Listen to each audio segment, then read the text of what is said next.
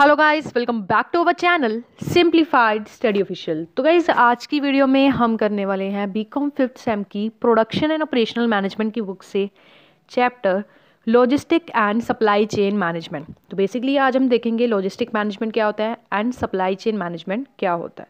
और guys production and operational management की full playlist का लिंक गाइस आपको डिस्क्रिप्शन में मिल जाएगा, जिसमें आपको सारे टॉपिक्स एंड चैप्टर्स मिल जाएंगे। So without wasting our time let's start the video.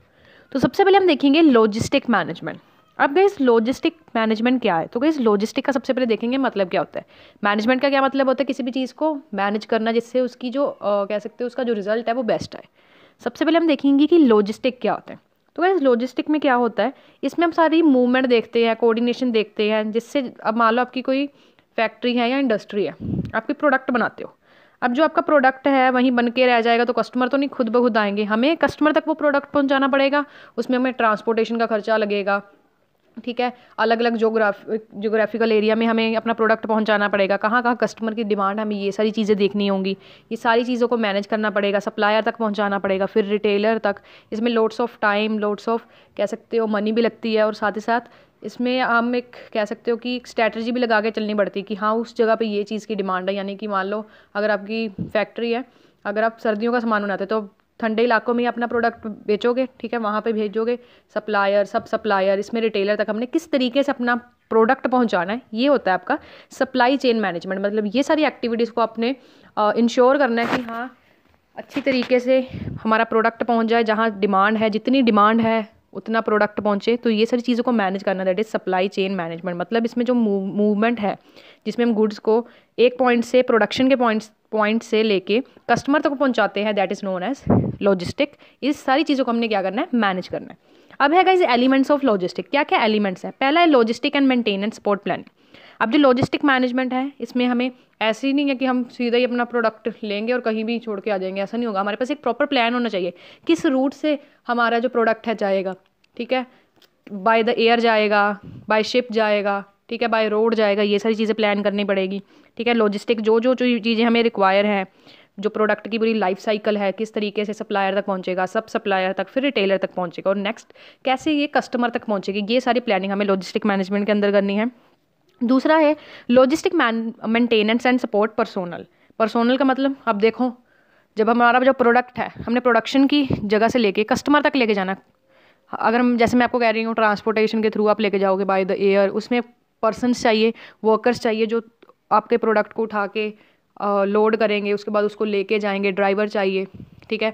उसके बाद आपके पास एक पूरा लॉजिस्टिक सिस्टम होना चाहिए, उसमें पर्सोनल्स, काफ़ी सारे पर्सनस होते हैं, कौन से पर्सन ने कौन सी रिस्पॉन्सिबिलिटी करनी है, ठीक है, कौन से फंक्शंस उसने करने, किस तरीके से उसको इंस्टॉल करना है प्रोडक्ट को, ये सारी चीज़ें के लिए पर्सोनल जो मैनेजमेंट ज़रूरी है, ठीक है। नेक्स्ट है ट्रेनिंग एंड ट्रेनिंग सपोर्ट। इस कैटेगरी में गए सारे पर्सोनल, इक्विपमेंट, फैसिलिटी, डाटा आ जाते हैं जो इंपॉर्टेंट होते हैं। अब हमारे पास डाटा भी तो होना चाहिए ना कि हाँ उस एरिया में हमारे प्रोडक्ट की डिमांड 10% इंक्रीज़ हुई है, तो हमें अपना प्रोडक्ट भी जितना हम सप्लाई कर रहे हैं वो 10% बढ़ाना पड़ेगा, ठीक है। ये सारी चीज़ें होंगी। ट्रेनिंग एंड डेवलपमेंट करनी पड़ेगी। मान लो अगर पहले 10 वर्कर्स चाहिए थे, हमारा डिमांड बढ़ गई है, सप्लाई ज़्यादा करनी पड़ेगी, पर्सनस भी ज़्यादा चाहिए, ये सारी चीज़ें इसमें आ जाएंगी। उसके बाद है सप्लाई स्पोर्ट्स, स्पेयर्स और repair parts and associate inventory. तो कैसे इस एलिमेंट में सारे स्पेयर पार्ट्स हो गए, रिपेयरेबल यूनिट्स हो गई, असेंबलीज हो गई, मॉडल्स हो गए, ठीक है, ये सारी चीज़ें इसमें आ जाएंगी।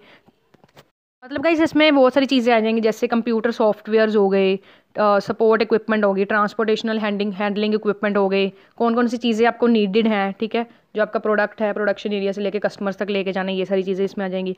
कंप्यूटर रिसोर्सेज हो गए, आपके पास CAD, कैम, जो डाटा है, सारी कंडीशंस, मॉनिटरिंग प्रोग्राम्स आपके पास हैं, किस तरीके से कौन सी चीज़ आपने शेड्यूल की है, क्योंकि गाइज आज की डेट में अगर हम देखें हर चीज़ कंप्यूटराइज है। अब इतना डाटा आप अपनी नोटबुक पे लिख के नहीं रखोगे, ठीक है, नोटपैड में लिख के नहीं रखोगे, उसको आप कंप्यूटराइज करोगे कि हाँ इतना प्रोडक्ट हमने वहाँ पे भेजा, इतना हमारे पास आया, इतना रिटर्न आया, कितना कस्टमर ने डिमांड आई, ये सारी चीज़ें, कितना एक्सपेंसेस लगे ट्रांसपोर्टेशन पे, रॉ मटेरियल पे कितने लगे, तो ये सारी चीज़ें इसमें आ जाएंगी। नेक्स्ट है maintenance and support facility and utilities. इसमें सारी जैसे कि मोबाइल वैन्स आ गई, पर्सोनल हाउसिंग स्ट्रक्चर आ गए।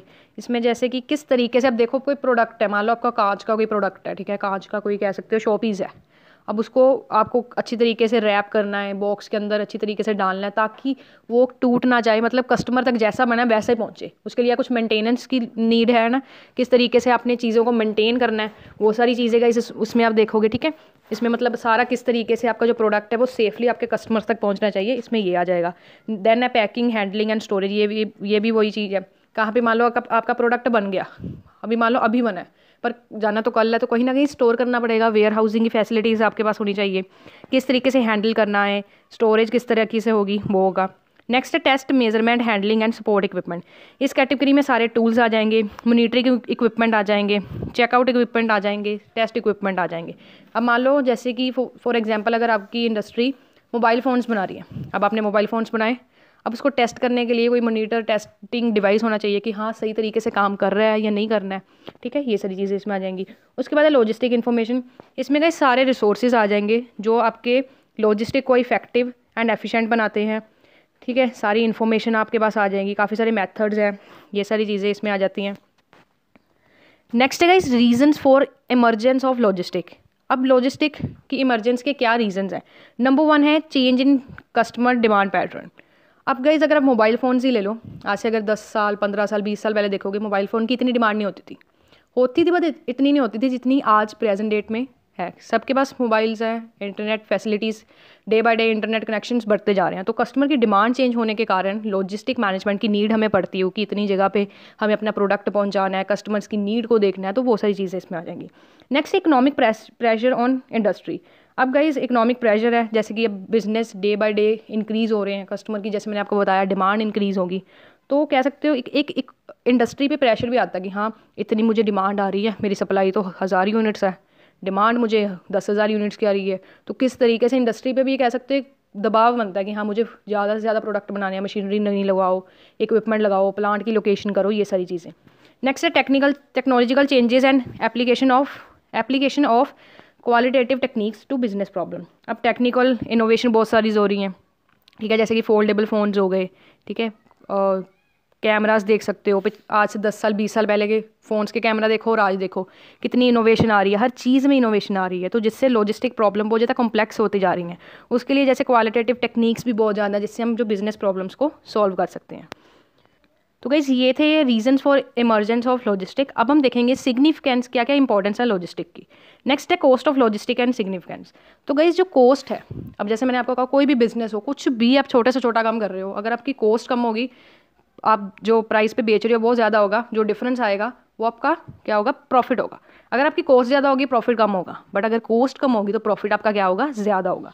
तो इसलिए लॉजिस्टिक इंपॉर्टेंट है, क्योंकि आप ये हेल्प करता है आपकी कॉस्ट को रिड्यूस करने के लिए। उसके बाद लॉजिस्टिक कस्टमर सर्विसेज एक्सपेक्टेशन और इंक्रीजेस। अब गाइस कस्टमर की एक्सपेक्टेशन है वो बहुत ज़्यादा बढ़ रही है। अगर गाइस आप किसी भी ऑनलाइन शॉपिंग प्लेटफॉर्म से कोई भी प्रोडक्ट मंगवाते हो, तो कस्टमर आपसे एक्सपेक्ट करता है कि एकदम अच्छी तरीके से आपकी पैकिंग होगी, लेबलिंग अच्छी तरीके से होगी, एंड वो प्रोडक्ट टाइमली आपके पास पहुंचेगा। तो कस्टमर की जो कह सकते हो कि डिमांड, कह सकते हो एक्सपेक्टेशंस हैं, वो बहुत ज़्यादा बढ़ गई हैं। तो उस एक्सपेक्टेशन पे खड़ा उतरने के लिए हमें लॉजिस्टिक मैनेजमेंट का यूज़ करना पड़ता है। नेक्स्ट है supply and distribution lines are strengthening with greater complexity. अब गाइज सप्लाई जो है, डिस्ट्रीब्यूशन है हमारे प्रोडक्ट की, प्रोडक्शन एरिया से कस्टमर तक पहुँचाने के लिए काफ़ी ज़्यादा कॉम्प्लेक्सिटी हो गई है, क्योंकि बहुत ज़्यादा डिमांड इंक्रीज़ हो गई है, सप्लाई बहुत ज़्यादा है, पर्सनस की नीड हमें ज़्यादा है, डाटा को इतना सारा डाटा हमें इकट्ठा करके रखना ये भी बहुत ज़्यादा मुश्किल है, तो लॉजिस्टिक की हमें ज़रूरत पड़ेगी। नेक्स्ट है सिग्निफिकेंट कस्टमर वैल्यू। अगर गाइस हम कोई भी प्रोडक्ट है, सर्विस है, उसको कस्टमर को फुल सेटिस्फेक्शन देना चाहते हैं, तो लॉजिस्टिक मैनेजमेंट का हमें यूज़ तो करना ही करना है। तो फुल सेटिस्फेक्शन देने के लिए कस्टमर को हम किसका यूज़ करते हैं, लॉजिस्टिक मैनेजमेंट का। नेक्स्ट है customers increasing want quickly customise response. अब गाइस कस्टमर की जो डिमांड है वो बढ़ रही है। ठीक है, वांट जो है क्विकली इंक्रीज़ हो रही है, उसको मीट करने के लिए हमें लॉजिस्टिक मैनेजमेंट का यूज़ करना पड़ेगा, ताकि हम इफ़ेक्टिवली क्या कर सकें, कस्टमर की डिमांड को फुलफ़िल कर सकें। तो गाइज़ ये था लॉजिस्टिक मैनेजमेंट का टॉपिक, एंड नेक्स्ट वीडियो में हम इसका सप्लाई चेन मैनेजमेंट का टॉपिक करेंगे इसी चैप्टर का। एंड गाइज फुल प्लेलिस्ट का लिंक आपको डिस्क्रिप्शन में मिल जाएगा, प्रोडक्शन एंड ऑपरेशनल मैनेजमेंट की। सो गाइज आज की वीडियो में इतना ही। Thanks for watching this video guys.